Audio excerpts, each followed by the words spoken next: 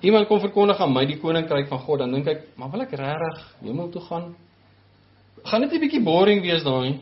Gaan dit enigstens beter wees as hierso? Want ons ken nie die koninkryk van God nie. Ons ken nie God nie, en ons ken nie sy koninkryk nie. Ons het geen insig hoe sy koninkryk werk nie. Ons hele bestaan hierso gaan oor die goed wat die kwaad moet oorwin. Dis hoe ons lewe. Nou sê hy, in sy koninkryk is daar geen kwaad nie. Nou dink ek, sjoe, nou wat gaan ons doen daar? Want as jy die hele dag net daar rond sit, kerk hou, wie doen nie vakansie vir dit nie? Want ek kan my nie 'n lewe indink sonder kwaad nie.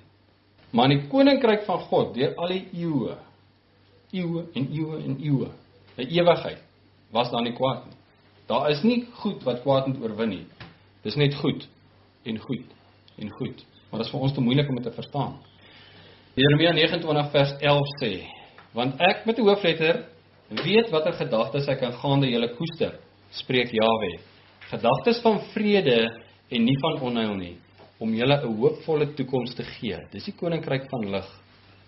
'n Hoopvolle toekoms met vrede.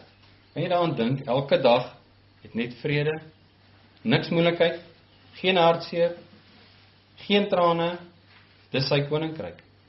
1 Korintiërs 2 vers 9 sê, maar soos geskrywe is, wat die oog nie gesien en wat die oor nie gehoor en wat in die hart van die mens nie opgekom het nie, wat God berei het vir die wat hom lief het. Wat God berei het, nie nou nie, hierdie is die koninkryk van die Satan. Hy het dit vir ons berei, wat?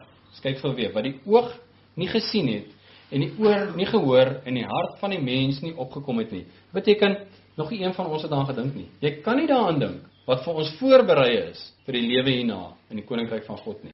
Dit het nie by jou opgekom nie, want dit bestaan nie in jou gedagtes nie. Dis 'n ander wêreld.